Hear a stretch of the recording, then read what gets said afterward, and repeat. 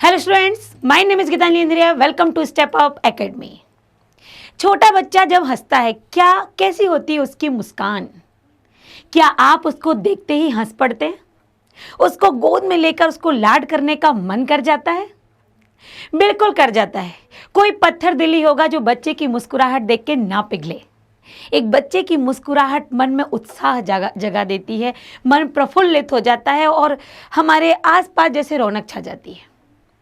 मैं क्यों बातें कर रही हूँ एक छोटे से बच्चे की मुस्कुराहट की? क्योंकि नागार्जुन के द्वारा लिखा हुआ एक पाठ दंतुरित मुस्कान, जब बच्चा छोटा होता है और छोटे छोटे से दांत निकलना उसके प्रारंभ होते हैं, तब उस बच्चे की मुस्कुराहट बहुत ही मन भावन होती है।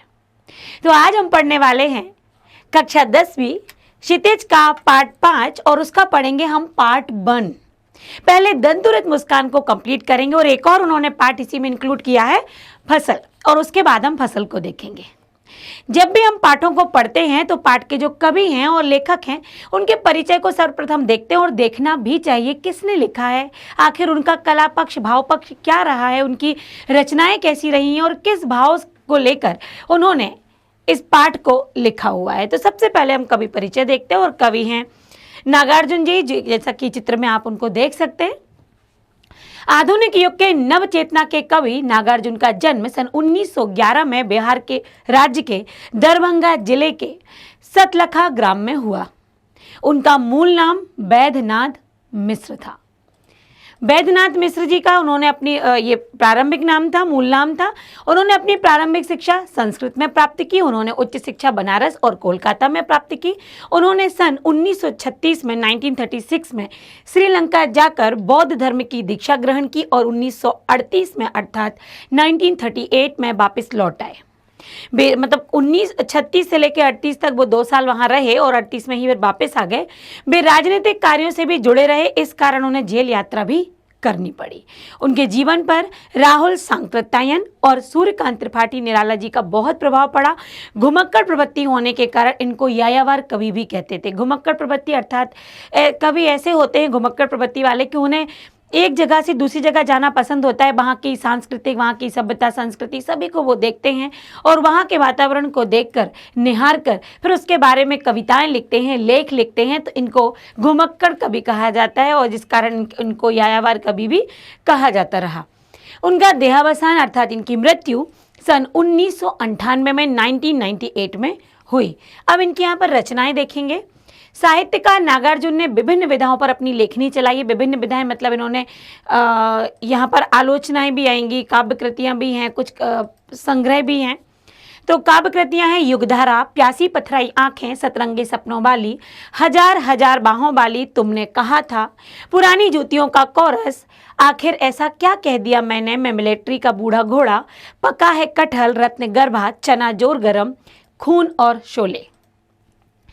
ये हैं इनके काव्य कृतियां, काव्य संग्रह। काव्य संग्रह में मैथिली काव्य संग्रह इनका चित्रा, पत्रहीन और नग्नगाक्ष। उपन्यास है रतिनाथ की चाची, कुंभी पाक, उग्रतारा, जमनिया का बाबा, बलचन माँ, वरुण के बेटे आदि इनके उपन्यास हैं। संस्कृत साहित्य, चूंकि प्रारंभिक शिक्षा संस्कृत में प्राप्त कर ली थी तो संस्कृत में साहित्य भी इन्होंने लिखा हुआ है। देश दशकम और श्रमिक दशकम। आलोचना, एक व्यक्ति का युग, ये इन्होंने आलोचना वाला यहाँ पर लेख लिखा। अब है काव्य सौष्ठव। काव्य सौष्ठव अर्थात इनकी काव्य कला कैसी रही कविताओं में। तो नागार्जुन का काव्य विविधताओं से भरा पड़ा है। कहीं उनके काव्य में प्रणय का राग है जो मर्यादित है। इन्होंने यदि प्रणय, प्रेम प्रसंग, प्रणय कहीं दिखाया है तो मर्यादाओं से युक्त है। कुछ ऐसा नहीं दिखाया जो मर्यादाओं को उल्लंघन कर दिया या कोई पढ़ने में किसी को संकोच हो जाए। छिछलेपन से ये दूर हैं तो कहीं अपने व्यक्तिगत जीवन में अकेले ही जूझते हुए नजर आए हैं। साथ ही इनके काव्य में स्वदेश प्रेम की भावना का स्वर सुनाई देता है। उन्हें अपने देश, नदी नाले, पर्वत, खेत खलिहान, गांव नगर से गहरा अनुराग है। जब आप फसल पाठ पढ़ेंगे या फसल कविता पढ़ेंगे तो यहाँ पर आप उनका धरती से जो स्नेह है, खेत खलिहानों से जो स्नेह है वो आप यहाँ पर देख पाएंगे। भाषा शैली क्या रही इनकी, तो नागार्जुन के काव्य में अंग्रेजी, उर्दू, बंगला और मैथिली के ग्रामीण शब्दों का प्रचुर मात्रा में प्रयोग किया गया है। उनके अधिकांश काव्य में व्यंग्यात्मक शैली है, सामासिक शब्दावली है, विविध प्रकार के प्रतीकों का प्रयोग है। प्रायः इन्होंने उपमा, रूपक, विरोधाभास, मानवीकरण, अलंकारों से काव्य को सुसज्जित किया हुआ है। उन्होंने मुक्त छंद की आत्मकांत कविताएं लिखी है। मुक्त छंद का प्रयोग किया है, किसी के अंदर बंधे नहीं, मुक्त छंद भी होते हैं जिसके अंतर्गत इन्होंने कविताएं लिखी और कविताओं में कहीं कहीं तुक नहीं भी मिला है, तब भी इन्होंने कविताओं का मतलब कविताओं की रचना की है। अब जो दंतुरित मुस्कान पाठ पढ़ा जा रहा है उस पाठ का सार क्या है, पहले हम सार देख लेते हैं, आखिर उस पाठ में क्या बताया गया है। यह दंतुरित मुस्कान कविता में शिशु की मनोहारी मधुर मुस्कान को देखकर कवि के हृदय में वात्सल्य फूट पड़ता है, अर्थात प्रेम, स्नेह, ममत्व आ जाता है। वह स्वयं इतना पुलकित होता है कि शिशु से कह देता है कि तुम्हारी दंतुरित मुस्कान उन मृतकों में जान डाल देती है जो लोग निराश हो चुके हैं, उदासीन हो गए हैं, उनके अंदर भी वो उत्साह जागृत कर देती है। धूल धूसरित तुम्हारे शरीर को देखकर ऐसा प्रतीत होता है कि तालाब में खिलने वाला कमल तालाब को छोड़कर आज मेरे घर में खिल गया हो। और आगे क्या बताया, ऐसी तुम्हारी मधुर मुस्कान है कि हे प्राण स्वरूप शिशु, निश्चित है कि कठोर पत्थर तुम्हारा स्पर्श पाकर पिघलकर जल में परिवर्तित हो गया है। अर्थात पत्थर दिल जो लोग हैं वो भी तुम्हारी मुस्कान देखकर पिघल जाते हैं। तुम्हारे स्पर्श से बांस और बबूल के पेड़ से भी शिफालिका के फूल उगने लगते हैं, झरने लगते हैं।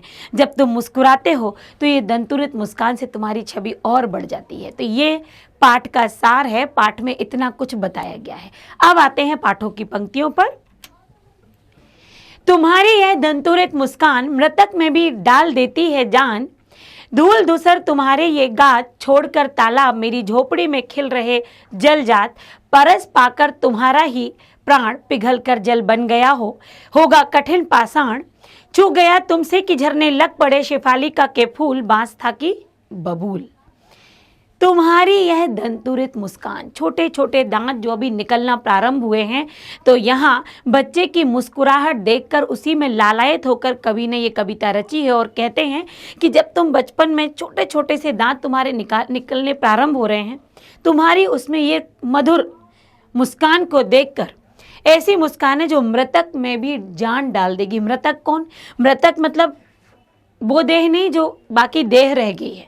मृतक का यहाँ पर तात्पर्य है ऐसे लोग जो जीवन की निराशा में डूब चुके हैं, जो उदासीन हो चुके हैं, जो जीवन से हार गए हैं। वो लोग भी यदि तुम्हारी मधुर मुस्कान को देख लें तो उनका जीवन भी प्रफुल्लित होता है, उसमें भी जान आ जाती है। धूले धूसर तुम्हारे गात, गात मतलब होता है अंग। बच्चे जब खेलते हैं, मिट्टी में खेलते हैं, जमीन में खेलते हैं, धूल में खेलते हैं, गंदे हो जाते हैं, लेकिन तब भी वो बड़े प्यारे लगते हैं। और धूल में लिपटा हुआ बालक तो बड़ा ही मनमोहक लगता है, कृष्ण की छवि देख लेते हैं लोग उसमें। तो धूल धूसर मतलब जो तुम्हारे धूल से सने हुए ये अंग हैं वो ऐसे प्रतीत हो रहे हैं जैसे जैसे कमल, कीचड़ में कमल खिलता है और कमल की जो शोभा है वो अलग ही होती है। तो कह रहे हैं कि धूल से तुम्हारे सने हुए अंग उस कमल के समान प्रतीत हो रहे हैं जो तालाब में उगता है, लेकिन आज ये कमल तालाब को छोड़कर ऐसा लग रहा है कि मेरे घर में ही खिल गया हो। तो जलजात मतलब यहाँ कमल के लिए बोला गया है। जलजात मतलब जल में जिसने जन्म लिया है, जल का ही जो रहने वाला है। परस पाकर तुम्हारा ही प्राण, परस मतलब यहाँ पर स्पर्श, तुम्हारा स्पर्श पाकर जो पिघल कर जल बन गया हो कठिन पाषाण, जिसका हृदय पत्थर दिल का हो, यदि वो भी तुम्हारी मधुर मुस्कान को देख ले तो उसका दिल भी पिघल जाएगा। ऐसा कठोर हृदय भी तुम्हारे समक्ष आकर तुम्हारी मुस्कान देखकर पिघल जाएगा, उसके अंदर भी ममत्व फूट पड़ेगा। छू गया तुमसे कि झरने लग पड़े शेफालिका के फूल, बांस था कि बबूल। बांस और बबूल जिसमें कि फूल नहीं उगते, वहाँ भी यदि तुम्हारी मुस्कान पड़ जाए तो उस बांस और बबूल के वृक्ष में और कुछ नहीं, शेफालिका के सुंदर फूल खिल जाएंगे। तो यहाँ अतिशयोक्ति भी है, यहाँ उपमा अलंकार का भी प्रयोग है, प्रतीकात्मकता भी लाई गई है। तो यहाँ पर इतना ये आपने शब्दों के आधार पर समझा। अभी इसका आप पूरा भावार्थ देख लीजिए। कवि शिशु की दंतुरित मुस्कान देखकर अपार सुख का अनुभव करता है और कहता है कि शिशु की दंतुरित मुस्कान मरे हुए व्यक्तियों में प्राणों का अर्थात प्रफुल्लता का संचार कर देती है। अर्थात ऐसा कौन व्यक्ति होगा जिसका हृदय शिशु का मुस्कान देखकर प्रसन्नता से ना भर दे। कवि कहता है तुम्हारे धूल से सने हुए शरीर के अंगों को देखकर ऐसा लगता है कि सरोवर में खिलने वाला कमल पुष्प आज मेरी झोपड़ी में खेल रहा हो इस तरह कभी अपनी अतुल प्रसन्नता को व्यक्त करते हुए कहता है कि निश्चित ही तुम्हारा स्पर्श पाकर पत्थर दिल भी पिघल जाएगा, निष्ठुर हृदय भी तुम्हारा स्पर्श पाकर जो निष्ठुरता है वो सहृदयता में बदल जाएगी। तुम्हारा स्पर्श पाकर तो बबूल और बांस के वृक्षों में भी शिफालिका के फूल लग जाएंगे। तुम्हारा स्पर्श इतना कोमल और प्रसन्नता प्रदान करने वाला है कि कठोर से कठोर दुष्ट व्यक्ति भी क्या हो जाएगा, भावुक हो जाएगा। क्योंकि बच्चों की मुस्कान में ये केवल लिखने का यहाँ तात्पर्य नहीं, बच्चों की मुस्कान ही इतनी मधुर होती है कि हर कोई मुस्कुरा उठता है, क्योंकि वो निश्चल होती है, उसमें कोई स्वार्थ नहीं होता। वो अपना पराया देखकर नहीं मुस्कुराते, वो किसी को भी देखकर मुस्कुरा देते, जब उनका मन कर जाए वो मुस्कुरा देंगे। तो बच्चों की जो मुस्कुराहट होती है वो पवित्र होती है, निश्चल होती है, उसमें निश्चल एकदम कोई छल कपट नहीं होता। आगे पंक्तियां हैं, तुम मुझे पाए नहीं पहचान, देखते ही रहोगे अनिमेष, थक गए हो आंख लूं मैं फेर, क्या हुआ यदि हो सके परिचित न पहली बार, यदि तुम्हारी माँ न माध्यम बनी होती आज, मैं न सकता देख मैं न पाता जान, तुम्हारी यह दंतुरित मुस्कान। धन्य तुम माँ भी तुम्हारी धन्य, चिर प्रवासी मैं इतर मैं अन्य। अब यहाँ पर एक पिता बालक की माँ को भी धन्य कह रहा है, उस बालक को भी धन्य कह रहा है, क्योंकि पिता उस समय मौजूद नहीं था जब बालक का जन्म हुआ, चूंकि वो उस देश में नहीं रहता, परदेश में रहता है। और जब वो आया तो बच्चा जब अपने घर में किसी नए व्यक्ति को देख लेता है तो एक पल तक भर के उनको देखता रहता है, ये कौन है, और थोड़ी देर में फिर मुंह इधर उधर फेर लेगा। तो यहाँ पर वो पिता अपने उस बच्चे से कह रहा है, जो बच्चा अपलक मतलब बिना पलक झपकाए, वैसे ही होता है अनिमेष, निमेष मतलब होता है पलक, अनिमेष मतलब बिना पलक झपकाए ही है ये भी। तुम मुझे पाए नहीं पहचान, पिता कह रहा है, प्रवास में रहता हुआ पिता जो आया है वो कह रहा है कि तुम मुझे पहचान नहीं पाए हो, इसीलिए देखते ही रहोगे क्या मुझे बिना पलकें झपकाए, थक जाएंगी तुम्हारी ये पलकें, तो मैं आंख फेर लेता हूँ जिससे तुम्हारी पलकों में थोड़ा तो विराम हो जाए। क्या हुआ यदि हो सके परिचित ना हम पहली बार, वो कह रहे क्या हुआ यदि पहली बार जो आज तुमने मुझे देखा और तुम मुझे नहीं पहचान पाए, लेकिन तुम्हारी माँ माध्यम बनी है हमारे बीच, यदि तुम्हारी माँ ना होती तो आज तुम ना होते। तो वो कह रहे हैं कि माँ ही माध्यम बनी है कि आज मैं ये पल देख पाया, मैं तुमको देख पाया, मैं ना सकता देख ना पाता जान। वो कह रहे यदि माँ ना होती तो आज मैं तुम्हारी मधुर मुस्कान ना देख पाता, मैं नहीं जान पाता कि क्या स्नेह मिलता है छोटे से बालक की मुस्कान को देखकर, तुम्हारी ये दंतुरित मुस्कान। वो कह रहा मैं नहीं देख पाता, नहीं जान पाता ये मुस्कान का महत्व क्या है यदि माँ तुम्हारी ना होती। धन्य तुम माँ भी तुम्हारी धन्य, वो कह रहा है धन्य हो तुम हे बालक, और तुम्हें जन्म देने वाली माँ भी धन्य है। चिर प्रवासी, चिर मतलब लंबे समय से मैं प्रवासी हूँ, लंबे समय से मैं दूर रह रहा हूँ। मैं इतर मैं अन्न, मैं दूसरा हूँ, मैं अन्न हूँ, क्योंकि मैं तो तुम्हारे साथ रह ही नहीं पाया, तो मुझे अनजानों की तरह देख रहे हो। लेकिन धन्य है तुम्हारी माता कि जिसके कारण मुझे यह सौभाग्य, ये दिन देखने मिल गया। अर्थ है कवि दंतुरित मुस्कान पर विमुग्ध होकर शिशु की माँ के प्रति आभार व्यक्त करता है। तुम्हारी अपलक दृष्टि जो मुझे पहचानने के लिए प्रयास कर रही है, किंतु तुम्हारी माँ ही माध्यम बनी है, बिना मुझे मतलब माँ माध्यम बनी है जिसके बिना तो मुझे भी तुम्हारा परिचय नहीं मिलता यदि माँ ना होती तुम्हारी। तो कवि शिशु से कहता है कि मुझे पहचानने की कोशिश करते हुए जो तुम अपलक निहार रहे हो, लगातार तुम मुझे देख रहे हो, तुम थक गए हो, अतः मैं ही अपनी दृष्टि को हटा लेता हूँ। तुम मुझे पहली बार में नहीं पहचान पाए, कोई बात नहीं, परंतु तुम्हारी माँ यदि माध्यम ना होती, माँ तुम्हारी यदि बीच में ना होती, तो तुम्हारी ये दंतुरित मुस्कान को मैं देख ही नहीं पाता। माँ के कारण, तुम्हारी माँ के कारण आज मुझे ये दिन देखने मिला, ना मैं तुम्हारी मुस्कान की मधुरता का आनंद उठा पाता। तो तुम्हारी माँ और तुम दोनों ही धन्य हो, मैं तुम्हारे लिए पराया ही हूँ, क्योंकि मैं तो प्रवास में हूँ, लंबे समय से बाहर रह रहा हूँ, तो मैं तुम्हें पराया ही लगूंगा हर बार, लेकिन मैं तुम्हें और तुम्हारी माँ को धन्य मानता हूँ। आगे हैं कुछ पंक्तियां और। इस अतिथि से प्रिय तुम्हारा क्या रहा संपर्क, अंगुलियां माँ की कराती रही हैं मधुपर्क, देखते तुम इधर कनखी मार और होती जबकि आंखें चार, तब तुम्हारी दंतुरित मुस्कान मुझे लगती बड़ी ही छविमान। अब यहाँ पर पिता ने फिर कहा है कि मैं तो अतिथि के समान हूँ तुम्हारे लिए, कब आ जाऊँ कब चला जाऊँ पता ही नहीं, तुम्हारा क्या, और इससे अपना संपर्क भी लगातार नहीं हो पाएगा। अंगुलियां माँ की कराती रही मधु पर, तुम्हारे ऊपर जो मधुर स्पर्श रहा है ये तो माँ की अंगुलियों का रहा है, मैं तो तुमसे दूर ही रहा। पिता ने यहाँ पर अपना दुख भी व्यक्त किया है और अपनी गलती भी मान रहा है कि बिल्कुल मैं तुम्हारे साथ नहीं रह पाया। देखते तुम इधर कनखी मार और होती जब भी आंखें जाए, जब तुम मुझे एकदम से देखते और आंखें हमारी एक दूसरे से टकराती, तब ये तुम्हारी मधुर मुस्कान मुझे इतनी प्यारी लगती, इतनी मनमोहक छवि मेरे अंदर उतर जाती।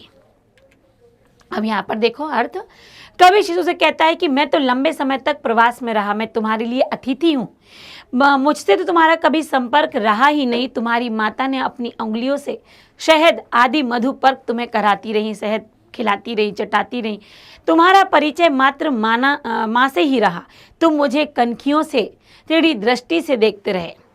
मतलब कह रहे तुम्हारा माना, मैंने तुमसे मेरा परिचय मात्र ही रहा, देख दृष्टि से तुम मुझे दूर से ही मुस्कुराते रहे, मानो प्रश्न कर रहे हो अब तक कहाँ रहे और अब दिखा रहे हो।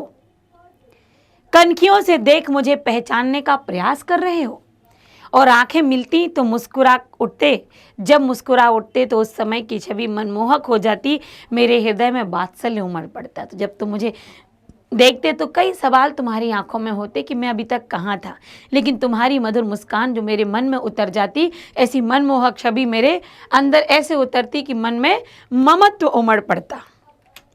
यहाँ पर एक पिता ने अपनी गलती मानते हुए और अपने और पुत्र के मध्य जो संबंध है, अतिथि का संबंध है, लंबे समय से पास नहीं रहूंगा, एक पिता ने अपना दुख भी व्यक्त किया है, अपना ममत्व, अपना स्नेह, अपना वात्सल्य व्यक्त किया है और माँ के लिए धन्य कहा है। और ये बात कहनी भी चाहिए, एक माँ के द्वारा एक घर में शिशु आता है और घर में जो उत्साह, जो वातावरण, जो प्रसन्नता छा जाती है, ये ऐसी प्रसन्नता जब वो बड़े हो जाते तब उतना बाकी देखने नहीं मिलती जितना एक छोटे बालक के घर में प्रवेश करने पर होती है। तो ये सारी बातें यहाँ समेटी हैं। सोचो नागार्जुन ने कितनी छोटी बात को इतना अच्छा रूप दे, छोटी बात, जी हाँ, हम इतनी बातें तो हम चलते फिरते भूल भी जाते हैं, लेकिन उन्होंने उसको समेटा, पिता की भी उन भावनाओं को व्यक्त किया, वो कैसे दूर रहते और किस तरह अपने बच्चे को याद किया करते हो। जब सामने आते हो बच्चे को ऐसा देखते कि वो हमें अनजानों जैसा देख रहा है, तो उस पिता पर भी क्या बीतती उसने यहाँ पर लिखा, लेकिन अपनी गलती भी मानी कि जी हाँ मैं तुमसे दूर रहा हूँ। तो यहाँ पर अभी इस पार्ट में, पार्ट 1 में दंतुरित मुस्कान को हमने कंप्लीट पढ़ लिया है और पूरा समझ में भी आ गया है। अगला पार्ट आएगा, उसमें हम फसल पढ़ेंगे और उसके बाद हम अभ्यास करेंगे। तो आप हमसे जुड़े रहिएगा क्योंकि बहुत जल्दी हम अगला पार्ट लेकर आएंगे जिसमें कि हम फसल पढ़ेंगे। दंतुरित मुस्कान वही हम पढ़ना कंप्लीट कर चुके हैं, तो देर ना करते हुए जुड़े रहिएगा, बने रहिएगा क्योंकि अगला वीडियो बहुत जल्द उपस्थित होगा। आज के लिए बस इतना ही। Thank you so much.